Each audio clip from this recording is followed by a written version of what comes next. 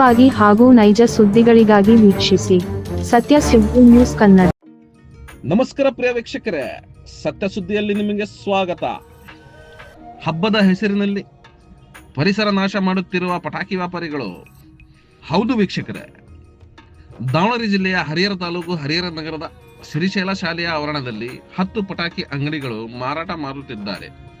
ಮೇಲ್ನೋಟಕ್ಕೆ ಹಸಿರು ಪಟಾಕಿ ಎಂದು ನಾನಾ ರೀತಿಯ ಪಟಾಕಿ ಮಾರಾಟ ಮಾಡುತ್ತಿದ್ದಾರೆ. ಅನಾಹುತ ಸಂಭವಿಸಿದರೆ ಪರ್ಯಾಯ ವ್ಯವಸ್ಥೆ ಇಲ್ಲ. ಸಂಬಂಧಪಟ್ಟ ಇಲಾಖೆಯ ಅಧಿಕಾರಿಗಳು ಪರ್ಯಾಯ ವ್ಯವಸ್ಥೆ ಇಲ್ಲದಿದ್ದರೂ ಪರವಾನಗಿ ಕಣ್ಣು ಮುಚ್ಚಿ ನೀಡಿದ್ದಾರೆ ಅಥವಾ ಪ್ರಭಾವ ವ್ಯಕ್ತಿಯ ಮಾತಿನ ಬೆಲೆಗೆ ಸುಮ್ಮನಾಗಿದ್ದಾರೆ. ಇಲ್ಲದಿದ್ದಲ್ಲಿ ಈ ಕಡೆ ಗಮನ ಹರಿಸಬೇಕಾಗಿ ಪರಿಸರ ನಾಶ ಮಾಡುತ್ತಿರುವ ಈ ಅಂಗಡಿಗಳ ಮೇಲೆ ಕಠಿಣ ಕ್ರಮ ತೆಗೆದುಕೊಳ್ಳಬೇಕೆಂದು ಪರಿಸರ ಪ್ರೇಮಿಗಳ ಆಗ್ರಹ. ವರದಿ ಸೈಯದ್ ಇರ್ಫಾನ್, ಸತ್ಯ ಸುದ್ದಿ ನ್ಯೂಸ್ ಕನ್ನಡ, ಹರಿಹರ.